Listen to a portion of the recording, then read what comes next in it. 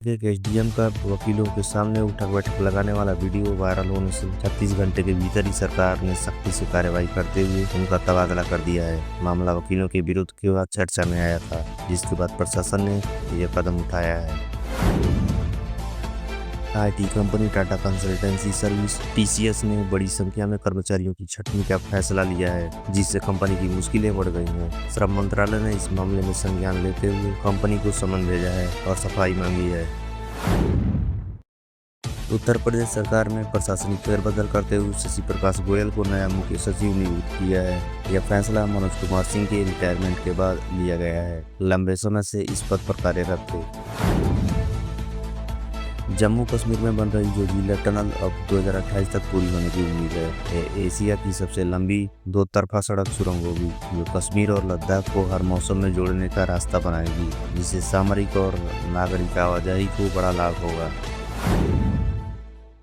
तमिलनाडु के तेनकासी जिले में एक प्रेरणादायक खबर आई है, जहां एक मां और बेटी साथ मिलकर दोनों ने नीट की परीक्षा पास कर ली। अमुथावली नामक महिला ने अपने 15 साल पुराने डॉक्टर बनने के सपने को अब जाकर साकार किया। यह कहानी सोशल मीडिया पर काफी सराही जा रही है। भोपाल के हाई प्रोफाइल ड्रग और लव जिहाद केस में क्राइम ब्रांच ने एक और आरोपी अंशु गुप्ता को गिरफ्तार किया है। आरोपी कांग्रेस नेत्री और पूर्व पार्षद का बेटा बताया जा रहा है। यह केस शहर में सनसनी बना हुआ है।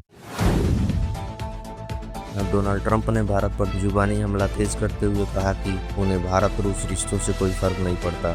उन्होंने भारत के खिलाफ 25% टैरिफ और अतिरिक्त पेनल्टी लगाने की बात कही है। दोनों देशों की अर्थव्यवस्थाओं को डूबती हुई करार दिया है। नोएडा में स्कूली यूनिफॉर्म पहनी एक बच्ची का अपहरण का वीडियो वायरल हो गया है। यह वीडियो एक सीसीटीवी कैमरे में रिकॉर्ड हुआ है, जिससे बच्ची को जबरन उठाकर ले जाता देखा गया है। घटना से इलाके में दहशत है और पुलिस जांच में जुटी है। डोनाल्ड ट्रंप भारत के प्रति अपने रुख को और सख्त बनाते दिख रहे हैं। उन्होंने भारत की 6 कंपनियों पर प्रतिबंध लगा दिया है, जो कथित तौर पर ईरान से तेल व्यापार में लिप्त थी। साथ ही भारत के उत्पादों पर 25% टैरिफ लगाने की भी बात दोहराई है।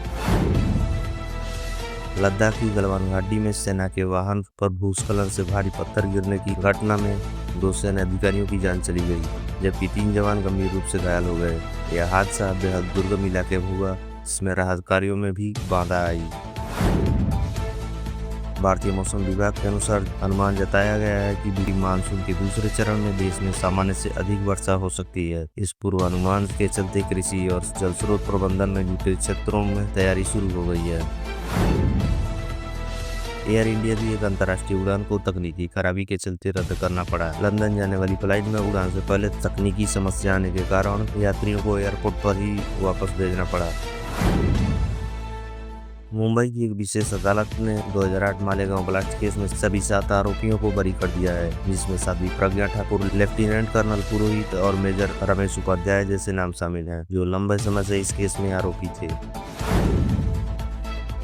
मध्य प्रदेश के सागर में पुल पार करते समय बह गई गर्भवती महिला का शव 3 दिन बाद झाड़ियों में मिला है। यह हादसा भारी बारिश के दौरान हुआ था, जिससे महिला का संतुलन बिगड़ गया और वह नदी में बह गई थी। सरकार ने राज्यसभा को बताया कि पिछले 7 महीनों में देश में 8 विमान हादसे में कुल 274 लोगों की मौत हो चुकी है। यह आंकड़ा चिंता बढ़ाने वाला है और विमानन सुरक्षा पर फिर से बहस शुरू हो गई है। बिहार के पटना के पास एक गांव में 2 बच्चों के जले हुए शव मिलने से सनसनी फैल गई है। परिवार का आरोप है कि बच्चों की हत्या कर शवों को जलाया गया है। इस घटना पर विपक्ष ने भी सरकार की कानून व्यवस्था पर सवाल उठाए हैं।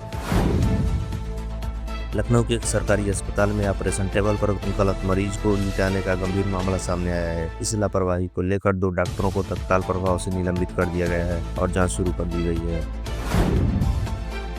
टाटा मोटर्स ने 38,240 करोड़ रुपए में इटली की एक ट्रक निर्माता कंपनी इवेको को खरीदने का बड़ा सौदा किया है। यह अधिग्रहण कंपनी के अंतर्राष्ट्रीय स्तर और भारी वाहन क्षेत्र में पकड़ मजबूत करने की दिशा में अहम माना जा रहा है। उत्तर प्रदेश के शिक्षा मंत्री ने स्पष्ट किया है कि 1 किलोमीटर की दूरी 50 से कम छात्र वाली स्कूलों का विलय नहीं किया जाएगा। यह फैसला छोटे गांवों और कस्बों में शिक्षा की पहुंच बनाए रखने के उद्देश्य से लिया गया है। बॉलीवुड एक्ट्रेस उर्वशी रौतेला के 70 लाख रुपए के कीमती गहने लंदन एयरपोर्ट से चोरी हो गए। अभिनेत्री ने सोशल मीडिया पर इसकी जानकारी साझा की है और स्थानीय अधिकारियों से मदद की गुहार लगाई है। बिहार के रोहतास जिले में जमीनी विवाद को लेकर उग्रवादियों ने थाने पर हमला बोल दिया, जिसमें एसएचओ का सिर फोड़ दिया गया और मजिस्ट्रेट किसी तरह बाल बाल बच निकले। स्थिति को नियंत्रित करने के लिए अतिरिक्त पुलिस बल तैनात किया गया है। ग्रामीण भारत की अर्थव्यवस्था रफ्तार पकड़ रही है। नाबार्ड के हालिया सर्वे के मुताबिक गाँव में कृषि, छोटे उद्योग और स्वरोजगार के जरिए लोगों की आमदनी बढ़ रही है, जो ग्रामीण विकास के लिए सकारात्मक संकेत है।